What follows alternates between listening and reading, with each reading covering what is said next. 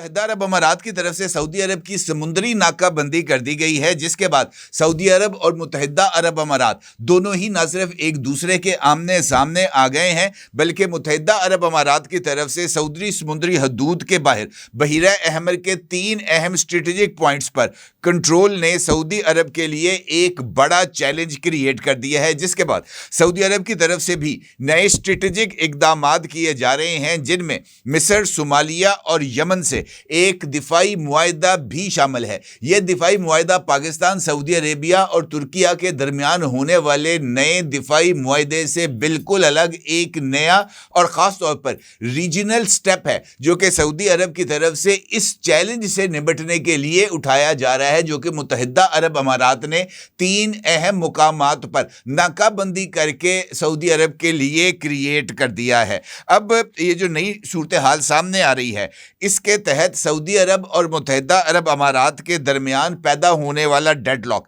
ایک نئے اور خطرناک مرحلے میں داخل ہو گیا ہے، جہاں دونوں ملک ایک دوسرے کے مفادات کو نقصان پہنچانے کے لیے نہ صرف آمنے سامنے آ گئے ہیں، بلکہ جو مخالفانہ اقدامات کر کے ایک دوسرے کو اشتعال بھی دلاتے ہوئے نظر آ رہے ہیں۔ تو اس صورتحال میں یہ سوال ہے، اور بڑا ہی امپورٹنٹ سوال ہے، کہ کیا تجارت کے لیے اہم آبی گزرگاہیں دونوں خلیجی پڑوسیوں کے درمیان ایک غیر اعلانیہ جنگ کا میدان بن گئی ہیں؟ امپورٹنٹ سوال ہے، اس کا جواب تلاش کرنے کی کوشش کرتے ہیں۔ یہ ایک نقشہ ہے جو آپ اس وقت اپنی اسکرین پر دیکھ سکتے ہیں۔ اس نقشے کے اندر 3 امپورٹنٹ اسٹریٹجک پوائنٹس کے اوپر آپ کو زرد رنگ کے تالے لگتے ہوئے نظر آ رہے ہیں، جبکہ سرخ لائنیں ایک ٹرائی اینگل بنا رہی ہیں، جو کہ سعودی عربیہ کے گرد ہونے والی ناکہ بندی کو ڈپیکٹ کر رہی ہیں۔ یہ صورتحال جو ہے وہ عرب میڈیا کی طرف سے سامنے آئی ہے، جہاں پر اس بات کے اشارے مل رہے ہیں کہ یہ جو 3 تالے ہیں، یہ انفیکٹ سعودی عربیہ کے لیے متحدہ عرب امارات کی طرف سے تیار کیے جانے والے چوک پوائنٹس ہیں، جس میں سے پہلا جبوتی، یمن کے قریب، جس کو باب المندب کہا جاتا ہے، اور یہ ایک اہم اور بڑی ہی اہمیت کی حامل سمندری گزرگاہ ہے۔ دوسرا نقطہ ہے آبنائے ہرمز یعنی خلیج کا، جبکہ تیسرا تالا سوئز کینال مصر کو ڈپیکٹ کرتا ہوا نظر آ رہا ہے۔ اور ان تینوں چوک پوائنٹس کا فلسفہ یہ ہے کہ اگر کسی بھی بڑے بحران میں ان 3 میں سے 2 پوائنٹس پر بھی دباؤ آ جائے تو سعودی عرب کی تیل کے لیے جو کارگو شپنگز ہیں، درآمدی سپلائی، خاص طور پر خوراک، پرزہ جات، عسکری لاجسٹکس اور ریڈ سی کی بندرگاہوں کی ٹریفک برے طریقے سے متاثر ہو سکتی ہے۔ لیکن یہ تالہ بندی تب بنتی ہے جب باقاعدہ نیول فورسز راستے بند کریں، قانونی اور بین الاقوامی اعلان ہو، یا جہاز روکنے یا ہٹانے کے لیے عملی کارروائی ہو۔ یہ جو ناکہ بندی کا لفظ میں نے آپ کے لیے استعمال کیا ہے، یہ انفیکٹ سعودی عربیہ اور متحدہ عرب امارات کے درمیان پائی جانے والی تفریق کی نشاندہی کرتا ہے، جو اس بات کی طرف اشارہ کر رہا ہے کہ متحدہ عرب امارات بندرگاہیں، logistic hubs, free zones, container terminals, مقامی فورسز، خاص طور پر ملیشیا گروپس کے ساتھ اپنے اثر و رسوخ، اور اس کے ساتھ ساتھ ہارن آف افریقہ یعنی یمن میں نیٹ ورکنگ اور متبادل راستے جیسے فجیرہ کی بندرگاہ ہے، اس کے ذریعے جو اپنے دباؤ ہے خاص طور پر سعودی عربیہ پر، وہ بڑھاتا ہوا نظر آ رہا ہے۔ اور متحدہ عرب امارات کے نزدیک اس کے لیے اس سارے عمل میں فائدہ یہ ہے کہ وہ براہ راست جنگ کے بغیر بحران کے وقت لیوریج حاصل کر سکے، اور اسی صورتحال کے پیش نظر سعودی عربیہ کی طرف سے اس اسٹریٹجک چوک پوائنٹس پر ہونے والی متحدہ عرب امارات کی موجودگی کے جواب میں یمن، صومالیہ اور مصر کے ساتھ دفاعی معاہدے کے اوپر سعودی عربیہ تیزی سے آگے بڑھ رہا ہے، کیونکہ اگر یمن میں سعودی عرب کے ساتھ جو دفاعی معاہدہ ہے وہ تشکیل پا جاتا ہے، اور صومالیہ بھی اس دفاعی معاہدے میں شامل ہو جاتا ہے، تو بربریرہ، جہاں پر اس وقت متحدہ عرب امارات کا فوجی اڈہ موجود ہے، اس کے ذریعے سعودی عربیہ متحدہ عرب امارات کے جو اثر و رسوخ ہے اس کو ختم کرنے کی پوزیشن میں آ جائے گا۔ لہٰذا اس ریجن میں ہونے والی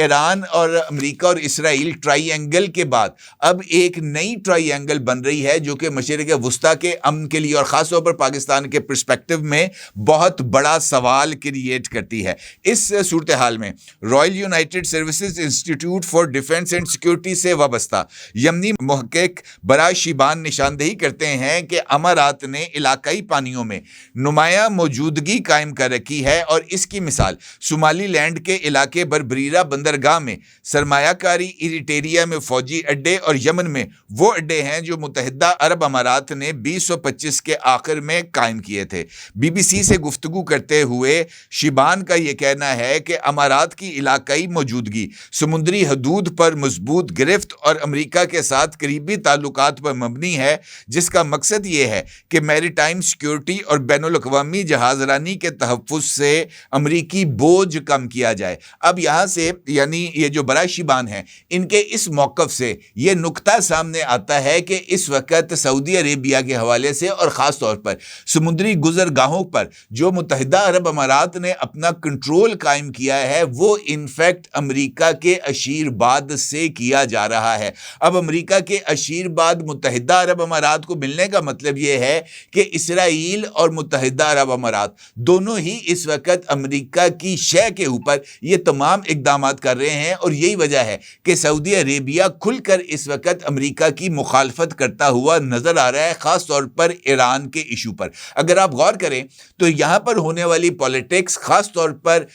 ईरान और फ़लस्तीन के इशू पर हमें असरअंदाज होती हुई नजर आ रही है, जहाँ पर इसराइल पर दबाव बढ़ाने के लिए गज़ा बोर्ड के अंदर सऊदी अरेबिया ने अपने साथ 7 इस्लामी ममालिक को शामिल किया है ताकि वहाँ पर अमरीकी इक़दामात के सामने इस्लामी ममालिक ना सिर्फ सऊदी अरब के साथ मुत्तहिद होकर खड़े हों बल्कि इसराइल को और अमेरिका को ये पैगाम दिया जाए कि मशरिक़ वस्ता के अमन की जिम्मेदारी अमेरिका पर या इसराइल पर नहीं बल्कि खित्ते में मौजूद अरब और मुसलमान ममालिक के ऊपर है और इस सूरत हाल में अमेरिका या इसराइल को किसी तरह की कोई खुली छुट्टी नहीं दी जा सकती। इसके साथ साथ ये बात भी अहमियत की हामिल है कि अमारात ने यमन में मुसल्लह अफवाज और फौजी अड्डों का जाल बछाकर और सोमाली लैंड पर बबीरा बंदरगाह में सरमायाकारी करके पोर्ट ऑफ अदन में अपनी मौजूदगी और असर रसूख को बढ़ाने की जो कोशिश की थी, उस सारे अमल में भी इसराइल और अमेरिका की मुत्तहिदा अरब अमारात को जो हमायत है वो हासिल थी। ये वजह है कि बंदरगाह पर कंट्रोल अमारात को इलाकाई समुद्री हदूद में नुमाया हैसियत फ़राहम करता है। ताहम ये मंसूबा मुझे ऐसे लगता है कि अब इख्तिताम पजीर है क्योंकि सऊदी अरेबिया की तरफ से सोमाली लैंड के साथ साथ सोमालिया को मुकम्मल सपोर्ट एक्सटेंड करना, ख़ास तौर पर सोमाली लैंड के हवाले से, और यमन में STC को भागने पर मजबूर करना और दोबारा जनूबी यमन का कंट्रोल संभालने के लिए सऊदी अरब का अमली तौर पर आगे आना, ये इनफैक्ट इस सारी सूरत हाल पर सऊदी अरब का अमली रद्द अमल है, जिसके नतीजे में यमनी हुकूमत की हमायत करके मुत्तहिदा अरब अमारात को यमनी बंदरगाहों और मजमूई तौर पर जनूबी यमन से मुकम्मल तौर पर बेदखल कर दिया गया है।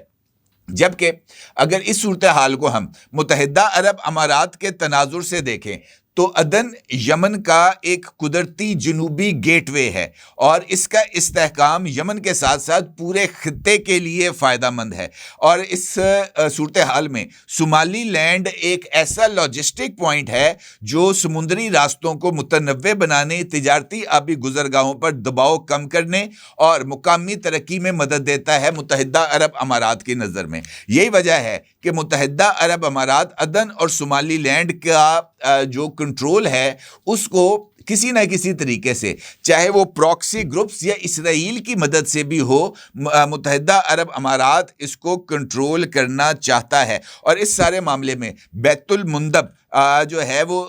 अहमियत की हामिल है क्योंकि बाबुल मुंदब एक आलमी गुजरगाह है और इसमें किसी भी रुकावट का असर तिजारत, तवानाई, खुराक, हत्ता के समुद्री इंश्योरेंस पर भी पड़ता है। लिहाजा इसकी सलामती तकरीरों से नहीं बल्कि सऊदी अरब की जानिब से मुतहरक होकर اور وہاں پر اپنے قدم مضبوطی سے جما کر ہی ممکن ہو سکے گی، اور یہی وجہ ہے کہ سعودی عربیہ نے افریقی ممالک تک بھی اپنے اثر و رسوخ کو بڑھایا ہے، اور سوڈان میں ہونے والی خانہ جنگی میں جب متحدہ عرب امارات سوڈان کے جو ملیشیا ہے اس کے ساتھ کھڑی ہے، جبکہ سعودی عربیہ سوڈان کی حکومت کے ساتھ کھڑا ہے۔